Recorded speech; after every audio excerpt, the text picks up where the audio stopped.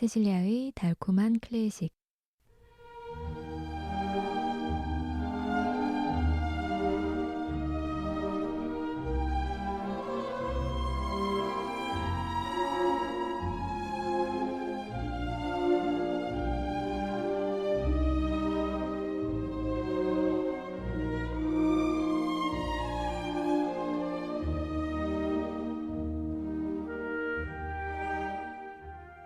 평화가 너희와 함께. 제자들 가운데 서시며 이렇게 말씀하시는 예수님을 바라보며 토마스는 이렇게 얘기합니다. 그분 옆구리에 내 손을 넣어보지 않고는 결코 믿지 못하겠소. 살다 보면 우리 역시나 토마스처럼 주님의 존재를 의심하고 확인받고자 할 때가 많이 있습니다.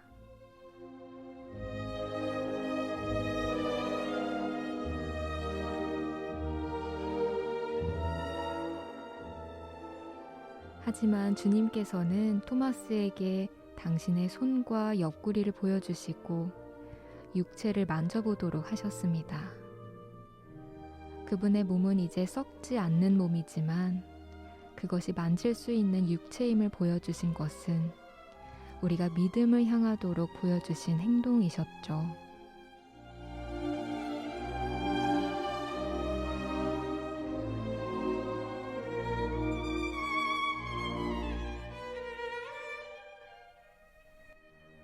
부활 제2주일이자 하느님의 자비주일. 부활은 영혼만 부활하는 것이 아님을 새기며 세실리아의 달콤한 클래식 시작하겠습니다.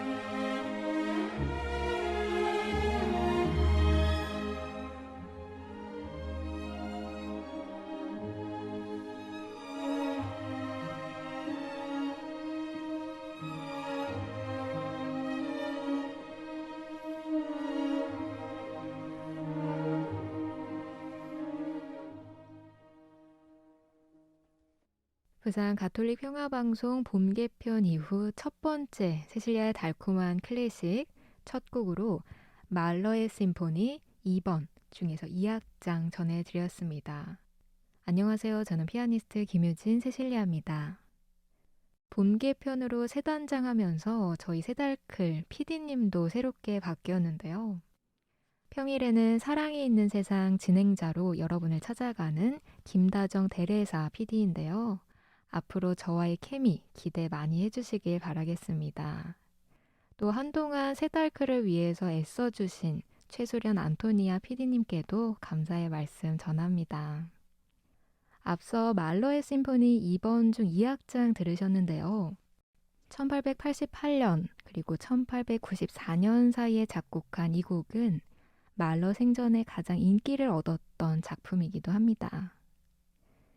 늘 죽음의 그림자의 어둠 속에서 살았던 그에게 죽음과 또 그 후의 세계, 또 부활이라는 테마는 말러가 작곡을 하는데 가장 중요한 동기가 되었는데요. 교향곡이라는 역사에서 베토벤만큼 중요한 위치를 차지하는 인물은 없을 겁니다.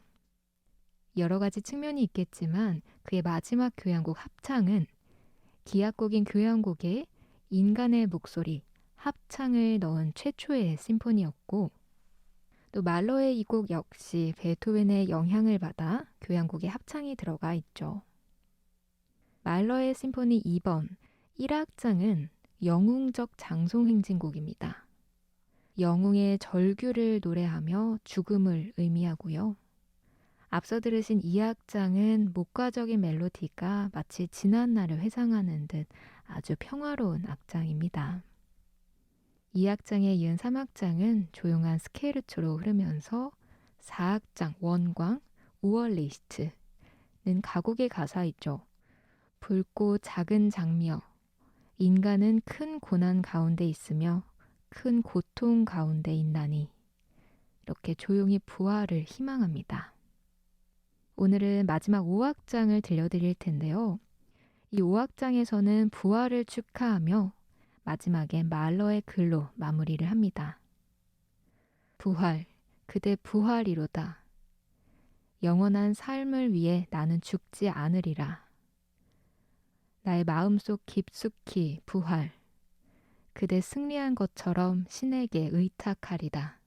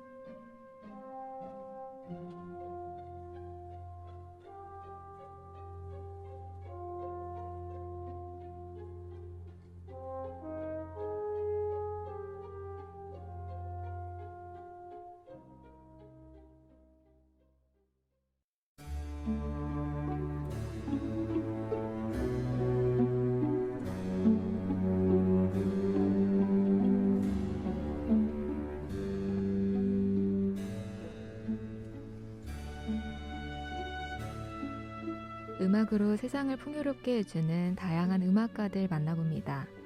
마이뮤직, 마이스토리.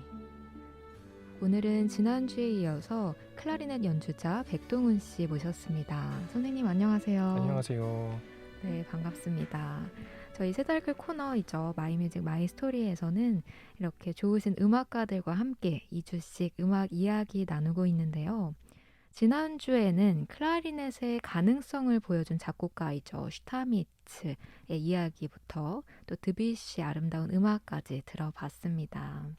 오늘도 아름다운 클라리넷 음악들 기대해 볼게요. 네. 네, 클라리넷이라는 악기가 여러 가지 어려움들이 있을 텐데요. 그 중에 하나가 악기의 조립이라든지 또 관리가 좀 어렵다고 하더라고요. 네. 그러면 이러저러한 좀 사고들이 있을 것 같아요.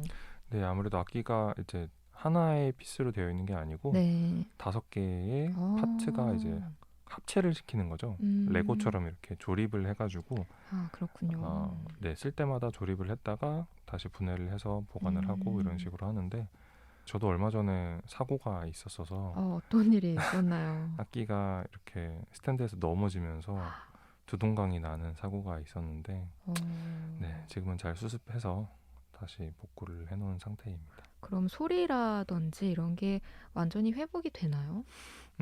네, 다행히 조금 그 부분이 막 소리에 지장을 주는 부분은 아니었어가지고 그나마 괜찮긴 했는데 여전히 네, 불안감은 남아있고 조금 네, 앞으로 더 조치를 어떻게 할지 생각 중입니다. 마음이 악기처럼 두동강이 네, 나와버리지 않았을까 생각을 하는데 맞습니다.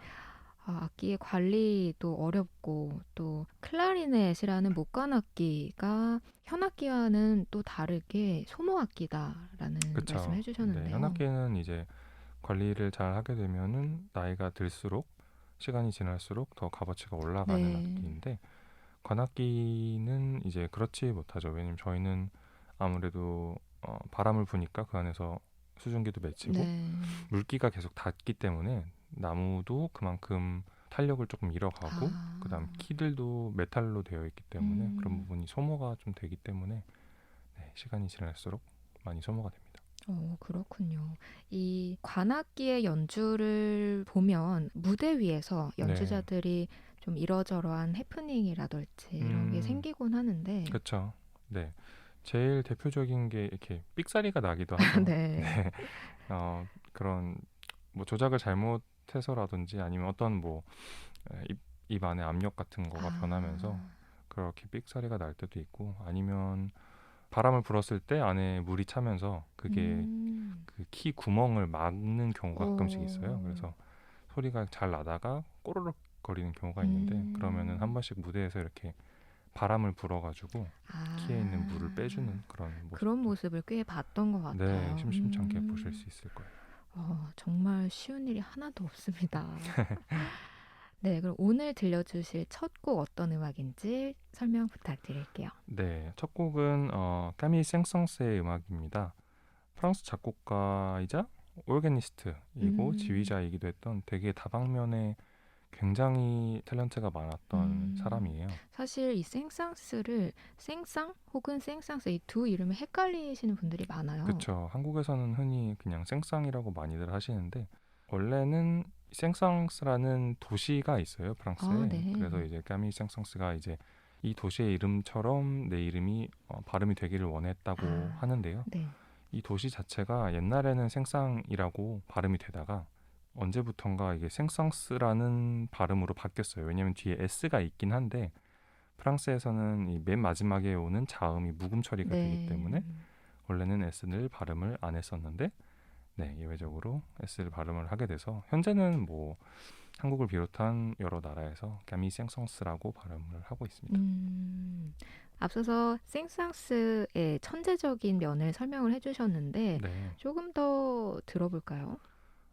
생상스는 진짜 신동이었어요, 말 그대로. 그래서 2살 때 이미 피아노를 시작하면서 시작하자마자 바로 작곡을 막 하기 시작했다고 해요. 네. 그리고 3살 때는 그냥 읽고 쓰기가 다 가능했다고 하고 7살 때 이미 제2 외국어인 라틴어를 했다고 하죠. 네. 그리고 이미 12살 때는 연주 활동을 시작했고 13세에 이제 파리 음악원에 입학을 합니다. 13세요. 그렇죠. 초등학교 나이죠, 우리나라에서는. 네, 정말 천재 중에 천재네요. 천재 중에 천재였어요. 그리고 18세에 첫 번째 교향곡을 이미 작곡을 했다고 하니 네, 사실 평범한 사람들의 입장으로서는 감히 상상하기가 어렵죠. 그러네요. 또 음악뿐만 아니라 문학이나 모든 방면에서 그쵸. 두각을 드러냈다 네, 많은 해주셨는데 탤런트가 있었던 사람이라고 기록이 되어 있습니다. 이 생상스의 오케스트라에 대한 특징을 좀 설명해 주셔도 좋을 것 같은데요. 네, 이 생상스가 활동하던 시기가 이제 1800년도 초반부터 1900년도 초반까지 굉장히 장수한 네. 사람인데요. 이때가 사실은 이렇게 기악 음악이 왕성하게 연주됐던 시기라기보다는 오페라 음악이 거의 주를 이루었죠. 프랑스에서도 오페라 코믹이라는 장르가 따로 있을 정도로 굉장히 오페라가 성행을 했고, 또한 뭐 독일에서도 마찬가지 아까 바그너 같은 사람들이 여러 그런 큰 규모의 오페라들을 주로 작곡을 하고 그것들이 주로 청중들에게 연주가 되던 시기인데, 생상스는 사실 오페라곡보다는 관현악곡 아니면 또 기악곡을 위주로 많이 작곡을 한 작곡가로 알려졌죠. 네, 그러면 오늘은 클라리넷 소나타 작품 번호 167번을 준비해 주셨는데요. 네. 전체적으로 4악장으로 구성되어 있는 이 곡을 1악장부터 어떤 곡인지 짧게 설명을 부탁드리면서 우리도 조금씩 들어볼게요. 네. 1악장은 단순하면서도 굉장히 흘러가는 아름다운 서정적인 선율을 가지고 있는 악장으로 시작을 합니다. 벌써부터 따뜻하네요. 그렇죠. 이 8분의 12 박자인데 이 리듬들이 이렇게 밑에서 흘러가는 듯한 조금 들어볼까요? 분위기를.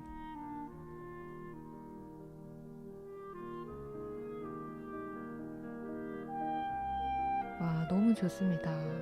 그러면 2악장은 이 분위기에서 어떻게 이어지는지도 궁금한데요. 이 악장에서는 완전히 분위기가 반전되면서 되게 경쾌하고 발랄한 그런 이미지. 네. 분위기가 완전히 다르군요. 그렇죠. 어떤 아이가 뛰어다니는 것 같은 그런 통통 튀는 음악입니다. 스타카토로 이렇게 진행이 되는 음악이군요. 그럼 이어지는 3악장 어떤 음악일까요? 3악장은 또 분위기를 완전히 바꿔서 제가 이 곡을 떠올렸을 때는 되게 장엄하고 뭔가 장송곡 같은 그런, 무겁네요. 네, 그런 음악이라고 생각을 합니다. 1악장, 2악장, 3악장이 완전히 다른 분위기를 연출하고 있는데요. 조금 들어보겠습니다.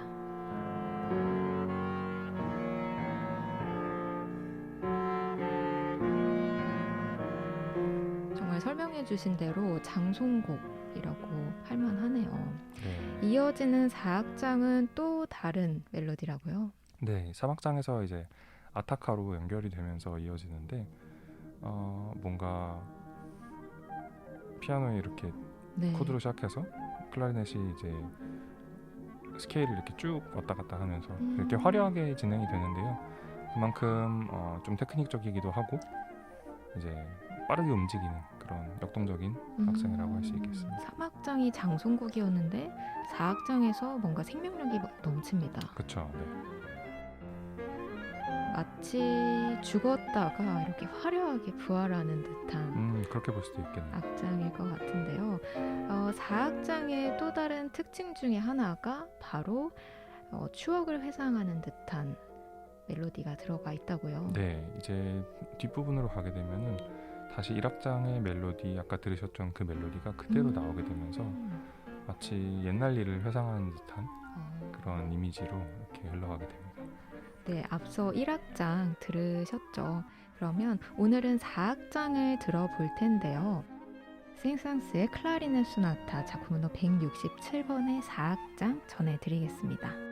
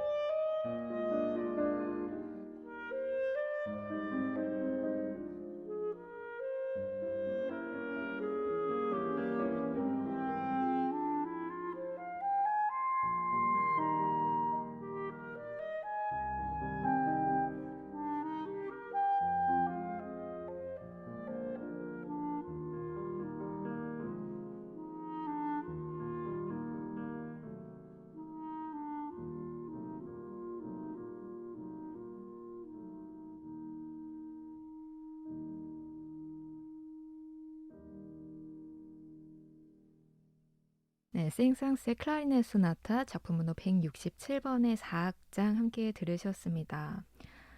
너무나 의외로 생상스의 클라리넷 이 소나타가 이렇게 좋을 줄이야 네. 몰랐는데요. 사실 피아니스트한테 생상스는 그렇게 친근한 작곡가는 아닐 것 같아요. 네. 오히려 또 대중적으로는 많이 알려진 이름이기도 하잖아요. 그렇죠. 네. 동물의 사육제가 대표적으로 많이 알려져 있죠. 네.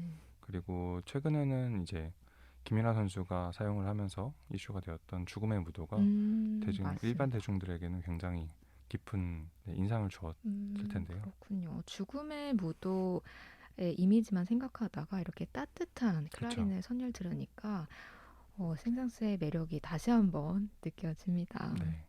아, 선생님 다양한 활동을 하고 계신데 네. 다가오는 6월에 부산에서 협연이 있다고 들었어요. 네, 부산에서 을숙도 문화회관에서 이제 음, 부산 심포니 오케스트라와 함께 제랄드 핀지라는 작곡가의 곡을 연주를 합니다. 사실 음, 부산에서는 거의 초연되는 곡인데 와, 굉장히 영화 음악 같기도 하고 뭔가 네. 엄청 멜로딕하고 이쁜 곡이니까 네, 많이 관심 가져주시기 바랍니다. 저도 꼭 한번 들어보고 싶은데 네, 저희도 초대해 주시면 네, 감사하겠습니다. 알겠습니다. 네, 그럼 오늘 두 번째 곡 소개해 주실까요? 네, 두 번째 곡은 굉장히 생소하실 거예요. 사실 이 작곡가의 이름을 들어보신 분이 많이 없으실 텐데 음, 바키토 디 리베라라는 음, 쿠반 아메리칸 색소포니스트이자 클라리네티스트이자 또 작곡까지 한 사람입니다. 음. 원래 본명은 아니고요. 본명은 프란시스코 데 헤수스 리비에라 피구에라스라는 아, 이름도 어렵습니다. 굉장히 긴 이름을 가지고 있는데 아, 네네. 1948년에 태어나셔서 현재까지 살아계시고 현재까지 왕성하게 활동하시는 음, 그런 음악가입니다. 굉장히 상도 많이 받고 네, 대단한 이력을 가지고 계시다고 들었어요. 그렇죠. 이제 대표적으로 그냥 음악을 모르시는 분들에게도 설명을 할 때 12번의 그래미상을 수상했다라고 네. 하면 사실 모든 게 설명될 정도로 그러네요. 사람의 아버지도 음악가였다고 해주셨는데, 네. 아버지도 색소폰 연주를 하신 분이고 쿠바의 하바나에서 태어나셨는데 그것 때문에 이제 어렸을 때부터 밴드 음악에 굉장히 영향을 많이 아, 받고 네. 친근하게 접하고 지내다가 이제 쿠바에서 이런 재즈나 락 음악 같은 거를 미국의 제국주의 음악으로 분류를 하게 되면서 아, 검열이 굉장히 심하게 되자 이제 미국으로 망명을 해서 네. 미국에서 활동을 네, 이어나갔던 음, 그런 연주자입니다.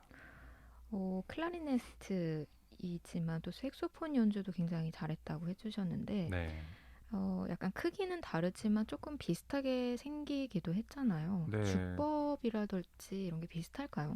아무래도 똑같이 이제 싱글 리드 악기이기 때문에 한 장의 음, 리드를 사용하는 혼 리드 악기이기 네. 때문에 주법이 거의 비슷하고요. 음, 운지법도 그렇게 크게 다르지 않아서 두 악기를 이렇게 왔다 갔다 하면서 연주하시는 분들이 이제 재즈씬에서는 조금 많이 계세요. 근데 아, 클래식은 이제 아무래도 조금 주법적인 면이나 이런 것들이 다르기 때문에 많이 왔다 갔다 하긴 어려운데 그래도 음, 네, 클라리넷 하시는 분들이 색소폰을 같이 보시는 분들이 꽤 있으시더라고요. 그럼 선생님도 색소폰 연주 저도 해보셨나요? 뭐 불어는 봤는데 음, 네, 뭐 주기적으로 불진 않습니다. 언젠가 한번 우리 클라리네스트 백동훈 씨의 색소폰 연주도 한번 네, 들어보고 싶네요. 지난주에 자기소개 해주시면서 네, 부산 클래식 음악제 부감독을 맡고 계시다고 들었는데 네. 소개를 한번 해주셔도 좋을 것 같아요. 아, 네. 부산 클래식 음악제는 이제 작년에 런칭이 되었고요. 네. 처음 첫 연주를 가졌는데 한국을 대표하는 이제 클래식 음악제라고 하면 보통 통영 음악제나 아니면 음, 대관령 국제 음악제를 많이 네네. 떠올리실 텐데 사실 부산도 정말 충분한 인프라가 있고 맞아요. 또 뭐 모든 사람들 모든 연주자들이 되게 오고 싶어 하는 도시이기도 하고 음, 이렇게 부산에서도 정말 훌륭한 음악제를 만들 수 있겠다 음, 해서 그런 취지로 네, 만들어졌고요. 정말 훌륭한 연주자를 모시고 이렇게 좋은 음악제를 꾸려 나가려고 노력하고 있습니다. 어, 올해 11월 그리고 내년에도 연주가 음악제가 준비되어 있다고요? 네, 이제 내년에 본격적으로 더 크게 연주 회들을 많이 기획을 할 생각이고요. 올해는 그 앞에 이제 프리 콘서트처럼 좀 음. 단촐하지만 한 일주일 정도의 시간을 가지고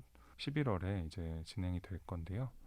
훌륭한 연주자들 많이 모시고 진행이 될 테니까 많은 관심 가져주시면 좋을 것 같습니다. 그렇군요. 우리 부산도 정말 국제 도시인 만큼 네, 예술 도시로서 많은 성장을 할 수 있을 거라고 믿고 그렇죠. 부산 클래식 음악제에서 그 역할을 해주시지 않을까 생각을 해봅니다. 네, 시간이 좀 남긴 했죠. 11월 그리고 내년에 정말 좋은 음악제 준비되어 있다고 하니까요. 부산에 계신 애청자분들 그리고 또 멀리 계시더라도 우리 세달클 가족분들도 부산에 한 번씩 놀러 오셔서 다양한 음악들 감상하시고 또 부산도 즐기시고 일석이조가 네, 되지 않을까 생각도 드네요. 그렇죠. 그때는 이 코로나 팬데믹이 음, 좀 끝나 있었으면 좋겠습니다. 그렇죠. 네, 네, 이렇게 우리 2주 동안 클라리넷 또 음악 이야기 나눠봤는데 어떠셨나요? 너무 재밌게 잘 했고요. 저는 네. 또 이렇게 라디오 방송에 나와서 하는 게 흔치는 않은데 편하게 잘 이끌어 주셔가지고 재밌게 얘기하다가 간 것 같습니다. 네, 너무 걱정도 하셨는데 네, 너무나 편하게 또 잘 말씀해 주셔서 네, 제가 감사드립니다. 그러면 두 번째 곡을 선생님께서 소개해 주시죠. 네. 아까 설명드린 파키토 드리베라라는 작곡가의 곡인데요. The Cape Cod Files라는 곡입니다. 클라리넷과 피아노가 하는 곡인데 그 중에서 오늘 2악장을 들려드릴까 해요. 네. 2악장은 이제 제목이 반도네온이라고 음, 붙였거든요. 이 반도네온이라는 악기가 이제 라틴 음악에서는 빠뜨릴 수 없는 네. 좀 피아졸라가 사용했던 악기이기도 하고 대표적인 악기인데 그 악기의 특성을 모티프로 해서 그거를 아, 클라리넷과 피아노의 반주로 이렇게 잘 풀어낸 멋있는 곡이라고 할 수 네, 있겠습니다. 그러면 오늘은 선생님의 연주로 저희가 들어보겠습니다. 네, 네, 2주 동안 감사드리고요. 그럼 다음 기회에 또 만나 뵙도록 할게요. 선생님 네, 감사합니다. 네, 감사합니다.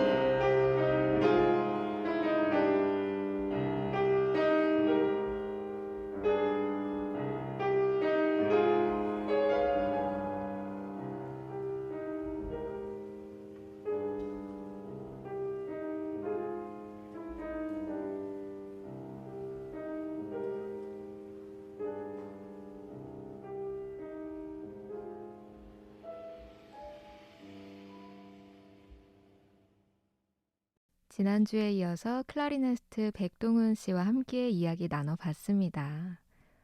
모두들 기쁜 부활 제2주일 보내셨나요? 오늘은 부활의 영광과 잘 어울리는 음악을 준비해봤습니다.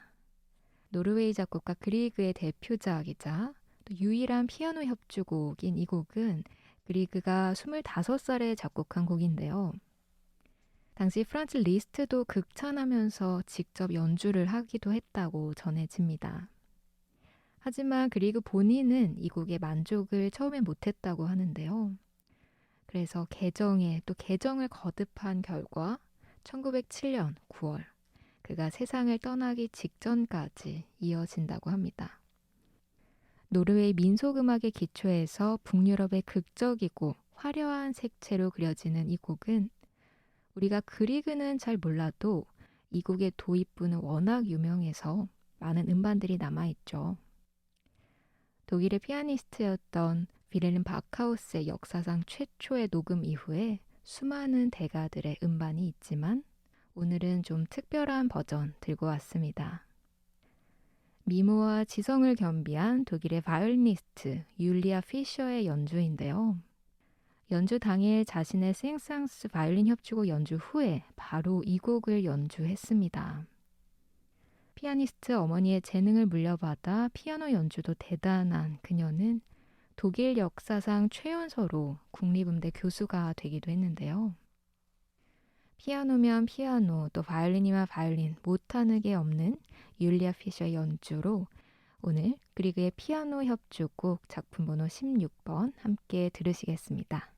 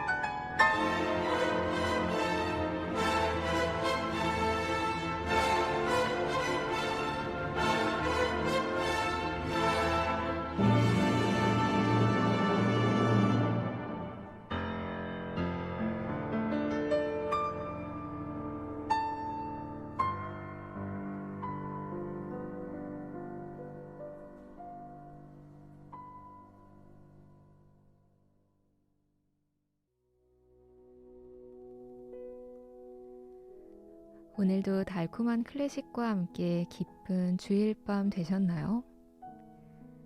지난 사순시계 중에 슈베르트의 현악 사중주 14번 죽음과 소녀 1악장을 들으셨는데요.